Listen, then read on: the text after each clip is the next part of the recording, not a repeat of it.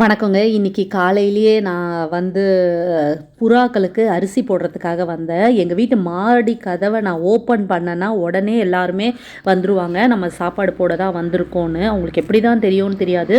நான் மாடி கதவ ஓப்பன் பண்ண உடனேயே கூட்டம் கூட்டமா வந்துருவாங்க. அதுவும் இல்லாம அந்த சவுண்டு நல்லாயிருக்கும். அப்படியே அடிச்சுப்பாங்க. அதாவது சாப்பிட்றதுக்கு அடிச்சுக்காம சாப்பிட மாட்டாங்க. சண்டை போட்டுட்டு சாப்பிடுவாங்க. நான் போட்ட அரிசியில அந்த ஒரு அரிசி கூட இருக்காதுங்க. எல்லாமே ஃபுல்லா சாப்பிட்டு போயிடுவாங்க. பார்க்கறதுக்கு ரொம்ப சந்தோஷமா இருக்கும். அப்படியே அதாவது அந்த கதவ ஓப்பன் பண்ற வரைக்கும், மாடி டோர ஓப்பன் பண்ற வரைக்கும் யாருமே இருக்க மாட்டாங்க. அத ஓப்பன் பண்ண உடனே எங்கேருந்து தான் வராங்கன்னு தெரியாது. அப்படியே கூட்டம் கூட்டமா வந்துருவாங்க. காலையில நல்ல மழையா இருந்துச்சு. மழையில அழகா இருந்துச்சு. சரி இத உங்களுக்கு காட்டலாமே அப்படிங்கிறதுக்காக தான் இத வீடியோ எடுத்திருக்கேன். பாருங்க, எவ்வளோ புறாக்கள் பாருங்க. இதில வெள்ள புறா வேற ஒண்ணு இருக்குங்க. எல்லாமே இதுதான். ஒண்ணே ஒண்ணு மட்டும் வெள்ள புறா. பட் அவரு கடகடன்னு எடுக்கிறதுக்குள்ள அவர் பறந்துடுறாரு. பாருங்க எவ்வளோ அழகா அதுங்கலாம் சாப்பிடுதுங்க. நல்லா இருக்குங்க. இந்த மாரி வாயில்லா ஜீவனுக்கு நம்ம சாப்பாடு வைக்கிறது ரொம்ப நல்லதுன்னு சொல்லுவாங்க.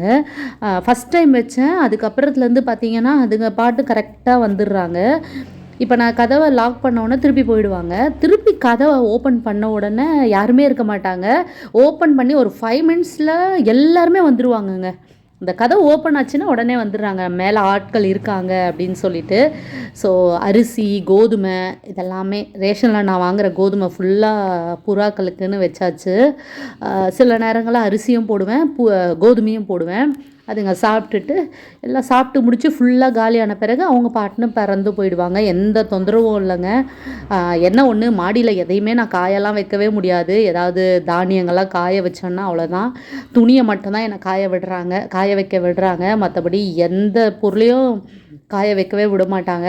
எல்லாத்தையும் சாப்பிட்டு போயிடுவாங்க. ஸோ மாடியில் எந்த பொருளையும் நான் காய வைக்கிறதில்ல. இப்போ எல்லாருமே சாப்பிட்டாச்சு. சாப்பிட்டுட்டு இப்போ எல்லாருமே பாருங்கள் ஃபுல்லாக காலியான பிறகு அவங்க திருப்பியும் எல்லாரும் கூட்டமாக போயிடுவாங்க. பக்கத்து பில்டிங்கில் கூட இந்த புறாக்கள் போவாங்க. ஏன்னா ஒரு வீட்டில் சாப்பாடு வைக்கிறத பார்த்து நிறைய வீட்டில் வைக்கிறாங்க போல். ஸோ எல்லார் வீட்டுக்கும் போயிடுவாங்க. போயிட்டு அதுக்கப்புறம் எல்லாரும் கூட்டமாக சேர்ந்து, ஆனால் என்னங்க வீட்டை க்ளீனாக வச்சுருப்பாங்கங்க. நம்ம போட்ட அரிசி ஒரு அரிசி கூட இருக்காது, ஒரு கோதுமை கூட இருக்காது, ஒரு தானியம் கூட இருக்காது. ஃபுல்லாக க்ளீன் பண்ணி ஃபுல்லாக சாப்பிட்டுட்டு அதுக்கப்புறம் அவங்க எல்லாருமே பறந்து மேலே போய் உட்காந்துப்பாங்க.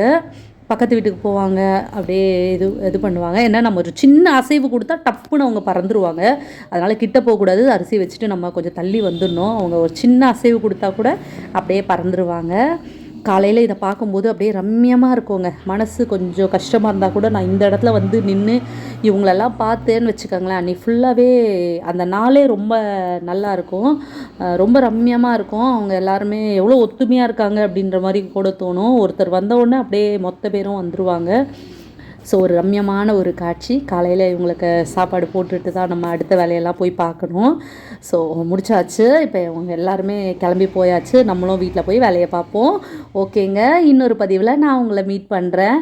பாய். பிடிச்சிருந்தா கண்டிப்பாக லைக் பண்ணுங்கள்.